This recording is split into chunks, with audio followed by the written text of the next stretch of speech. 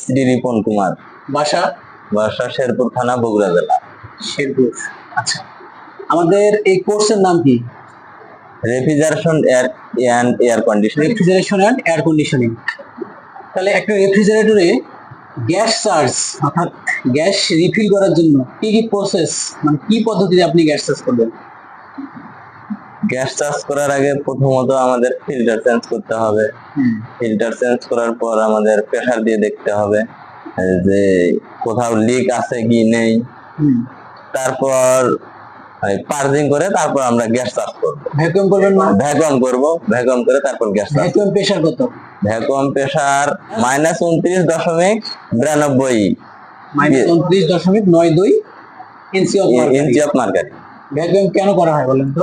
Vacuum করা হয় refrigerator থেকে মানে বায়ু শূন্য করার জন্য। বায়ু শূন্য করার জন্য, আর্দ্রতা বের করে দেওয়া। ঠিক আছে। যদি ভ্যাকুয়াম না করি তাহলে কি হবে? স্যার যদি ভ্যাকুয়াম না করি তাহলে আমরা গ্যাস চার্জ করতে পারবো না, মানে এই তরল হিমায়িকটা আমরা এই রেফ্রিজারেটরের ভিতরে ঢুকাতে পারবো না। যদি ভ্যাকুয়াম না করি তাহলে গ্যাসের সাথে বাতাস থেকে যদি যায় তাহলে সেটা কি হবে? চোকিং হবে। চোকিং হবে। চোকিং হবে। আচ্ছা, এটার নাম কি? এটার নাম হচ্ছে স্যার কম্প্রেসর। এটা কি ধরনের কম্প্রেসর? এটা হচ্ছে কম্প্রেসর কত প্রকার হয়? কম্প্রেসর স্যার 5 প্রকার। 5 প্রকারের মধ্যে এটা কোন প্রকার? এটা হচ্ছে reciprocating seal type compressor. Reciprocating seal type. অর্থাৎ রেসিপ্রোকেটিং কত প্রকার? রেসিপ্রোকেটিং স্যার 3 প্রকার। 3 প্রকারের মধ্যে একটা হলো সিল টাইপ। Seal type. যে কম্প্রেসরের রং কালো হয় কেন বলেন তো? কালো রং তাপ শোষণ করে। তাপ শোষণ করে। ঠিক আছে। এই কম্প্রেসরটা ভালো আছে নাকি কোনো সমস্যা, বা কম্প্রেসরটা কিভাবে আপনি চেক করবেন, কি কি পরীক্ষা করবেন? ক্লিপন মিটার দিয়ে স্যার এটার হচ্ছে টার্মিনাল মেপে আমরা বের করব। রানিং কোথায় সিলেক্ট করবেন? ক্লিপন মিটার কোথায় সিলেক্ট করতে হবে? কোথায় স্যার এটা হচ্ছে কোথায় সিলেক্ট করবেন? রেজিস্ট্যান্স। রেজিস্ট্যান্স। রেজিস্ট্যান্স পরিমাপ করতে হবে কিসের? কয়েলের। কয়েলের। আচ্ছা, তারপর আর কি করতে হবে? যদি কয়েল শর্ট থাকে তাহলে স্যার এই কম্প্রেসর আর চলবে না, মানে এটা ধরলেই আর্থিং করবে। আচ্ছা, আর কয়েল যদি বডির সাথে শর্ট হয়ে যায়? জি স্যার। আচ্ছা, তারপর পাম্পিংটা ঠিক আছে কি নেই। 250 থেকে 300 psi যদি প্রেসার দিতে পারে তাহলে এই কম্প্রেসর ঠিক আছে। ঠিক আছে, পাম্পিং ঠিক আছে। আচ্ছা, পাম্পিং লেস হওয়ার কারণ কি কি? স্যার পাম্পিং লেস হওয়ার কারণ পিস্টনের ক্ষয় হওয়া, তারপর ক্র্যাঙ্কশ্যাফট এই দুর্বল হওয়া, এগুলোই স্যারের ক্ষয় হয়ে যায় যদি পিস্টন, তারপরে কয়েল যদি শর্ট, মানে কয়েল যদি দুর্বল হয়ে যায়, দুর্বল হয়ে পাম্পিং লেস হতে পারে। আচ্ছা, এটার নাম কি বলেন তো? এটার নাম হচ্ছে স্যার সফট হ্যামার।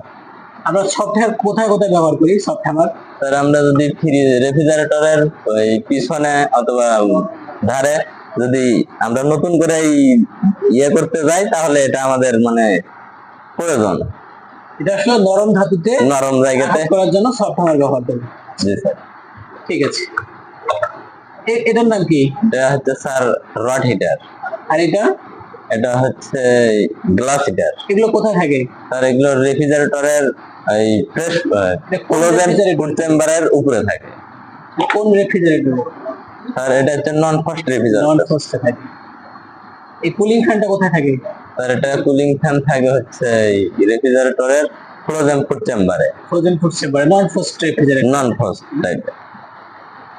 ঠিক আছে। এখানে কি কোনো পাওয়ার টুলস আছে? জি স্যার আছে। কোনটা?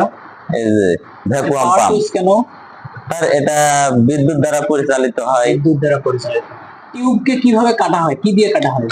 স্যার টিউবকে এই টিউব কাটার দিয়ে কাটা হয়। টিউব কাটার কোথায়? টিউব কাটার। টিউব কাটার আছে? আচ্ছা স্যার, এই যে টিউব কাটার। আচ্ছা, তারের ইনসুলেশন রিমুভ করা হয় কি দিয়ে? Wire sticker. কোনটা ওয়্যার স্টিকার? এই যে স্যার ওয়্যার স্টিকার। আচ্ছা, এটার একটা বিশেষ সুবিধা আছে, এটার নাম কি? Clip on meter. Clip on meter. এর বিশেষ সুবিধাটা কি? স্যার এর বিশেষ সুবিধা হচ্ছে এটা কারেন্টের তার না কেটেই এই ক্লিপন মিটার দ্বারাই এই কারেন্ট মাপা যায়। জি স্যার।